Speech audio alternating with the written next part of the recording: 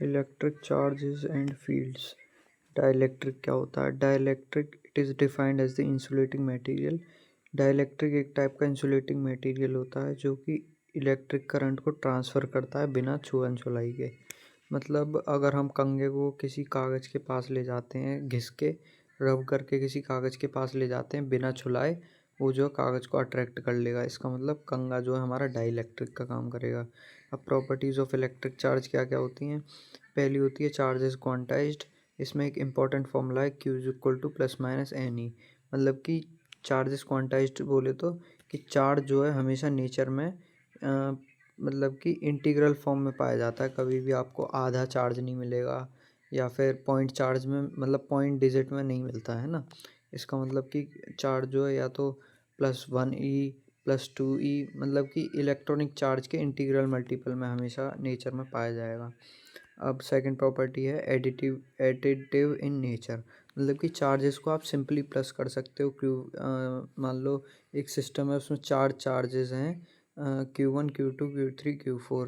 तो Q net जो होगा वो हमारा इन चारों को ऐड कर देंगे हम सिंपली, है ना, एल्जेब्रिकली। तो हमारी थर्ड प्रॉपर्टी जो है conservation of charge. Conservation of charge हमारा क्या कहता है? रुको एक मिनट। कंजर्वेशन ऑफ चार्ज हमारा कहता है कि जो टोटल चार्ज है ना, टोटल चार्ज है किसी भी आइसोलेट सिस्टम का, वो हमेशा कांस्टेंट रहेगा या फिर कंजर्व्ड रहेगा।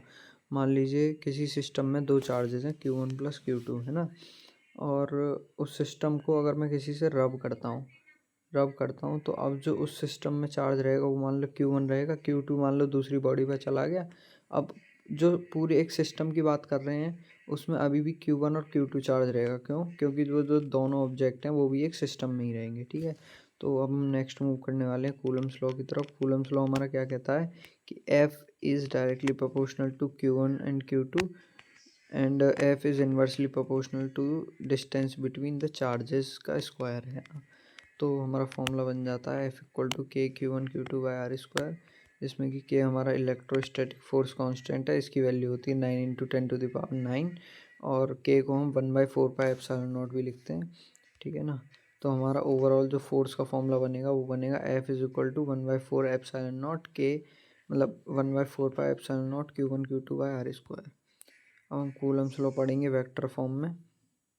कूलम्स लॉ हमारा वेक्टर फॉर्म में, ये आप डेरिवेशन देख सकते हैं।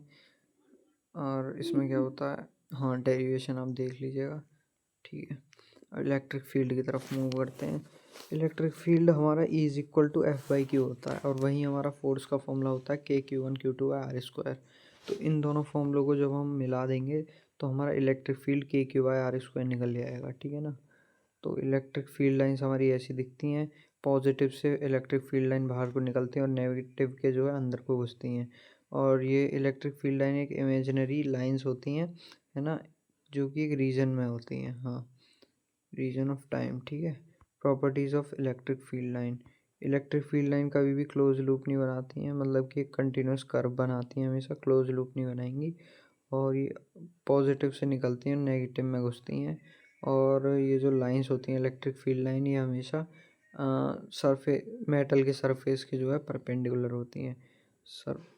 Lines are perpendicular to surface of point charges.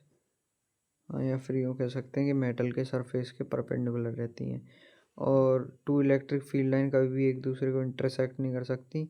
और हम बात करेंगे इलेक्ट्रिक डायपोल मूवमेंट के कॉन्सेप्ट के बारे में। इलेक्ट्रिक डायपोल मूवमेंट हमारा क्या कहता है कि डायपोल, पहले तो डायपोल समझ लीजिए। डायपोल एक दो चार्जेस का कॉम्बिनेशन होता है जिनका मैग्नीट्यूड सेम होता है पर उनकी पोलैरिटी अलग अलग होती है। मतलब कि एक पॉजिटिव होता है, एक नेगेटिव होता है। तो डायपोल मूवमेंट की डायरेक्शन नेगेटिव टू पॉजिटिव होती है और दोनों चार्जेस के बीच में डिस्टेंस रहता है वो 2a रहता है। और कोई भी अगर हम डिस्टेंस नापते हैं डायपोल से तो वो हमेशा सेंटर से नापा जाता है। और इलेक्ट्रिक फील्ड की डायरेक्शन तो आपको पता ही है, पॉजिटिव से लेकर नेगेटिव होती है। ठीक है ना।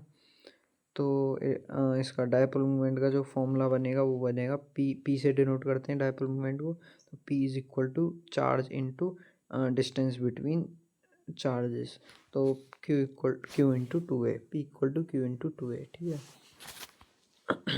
अब इसमें कुछ केसेस बनते हैं कि एक्सल पॉइंट पे जो हमारा डायपोल की वजह से इलेक्ट्रिक फील्ड क्या रहेगा, इसकी इंपॉर्टेंट डेरिवेशन होती हैं वो आप लिख लीजिएगा, वरना मैं सेपरेट वीडियो डाल दूँगा।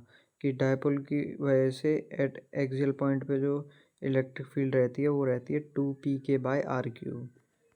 और वहीं अगर हम इक्वेटोरियल पॉइंट पे देखें तो वो इसके जो है मतलब हाफ हो जाती है, वो क्या रहती है pk/r³। ठीक है, तो हमें यहाँ से एक रिलेशन देखने को मिलता है दोनों के बीच कि हमारा ई एक्सियल जो है वो 2 टाइम्स है ई, मतलब ई एक्सियल जो है वो 2 टाइम्स है E, 2 times of E equatorial, मतलब कि electric field due to dipole at axial point is equal to 2 times of electric field of dipole at equatorial point.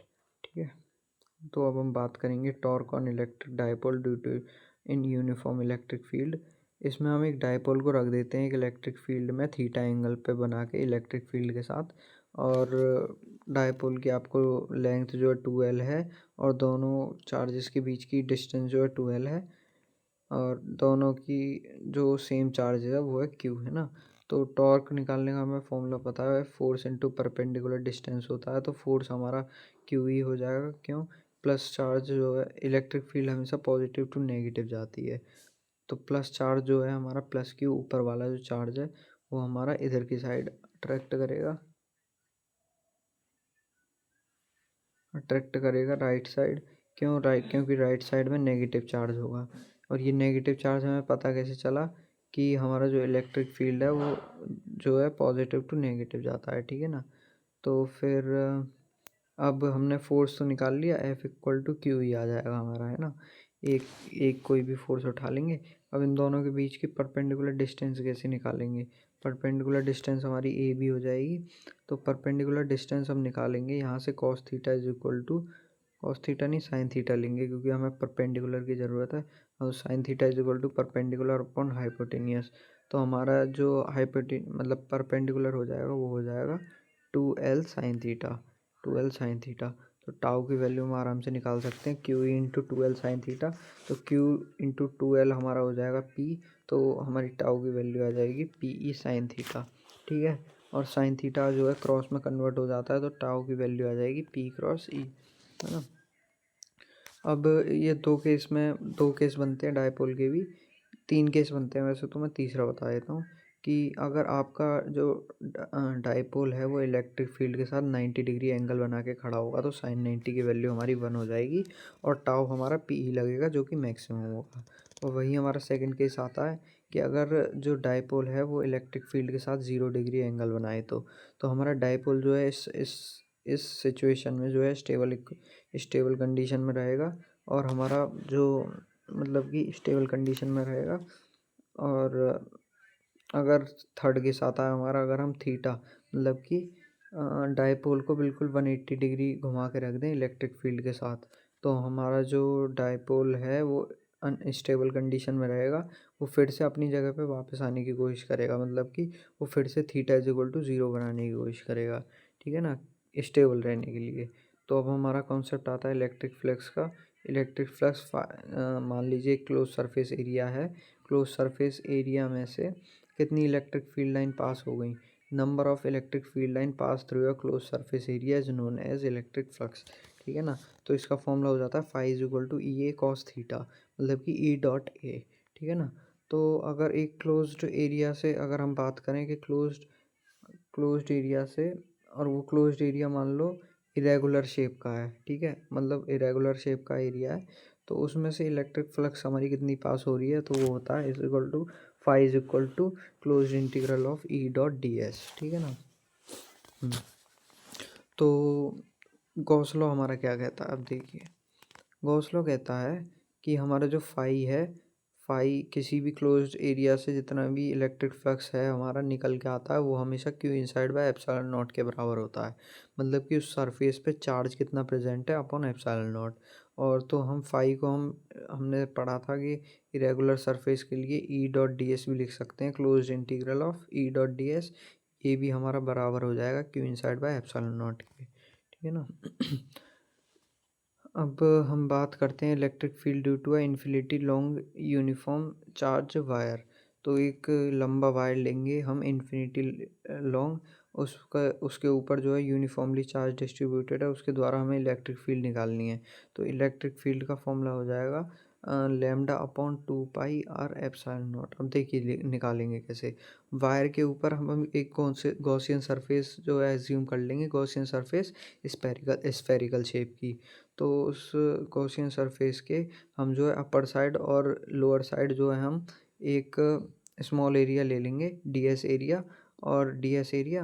और जो हम पॉजिटिवली चार्ज जो डिस्ट्रीब्यूटेड होगा इस वायर पे, उसके जो है इलेक्ट्रिक फील्ड हमेशा परपेंडिकुलर रहेगी।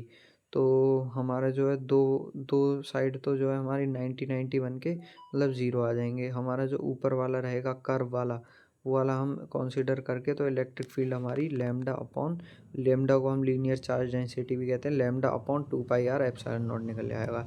ये ग्राफ भी आप देख सकते हैं, क्योंकि यहाँ से ई इज इन्वर्सली प्रोपोर्शनल है हमारे आर के, तो यहाँ से ग्राफ जो है ये बन के आएगा। अब हम सेकंड हमारा बात करते हैं electric field due to a thin sheet में भी हम गॉसियन सरफेस जो है स्फेरिकल शेप की लेंगे। यहाँ पे भी हमारी एक साइड ज़ीरो हो जाएगी और दो साइड ऐड हो जाएंगी। तो हमारा इलेक्ट्रिक फील्ड जो है ये सिग्मा अपॉन 2 एप्सिलॉन नॉट निकल के आएगा, ये जो कि इंडिपेंडेंट ऑफ रेजिस्टेंस होगा। इंडिपेंडेंट ऑफ आर मतलब रेडियस जो होगा गॉसियन सरफेस का उसके इंडिपेंडेंट रहेगा, ठीक है ना।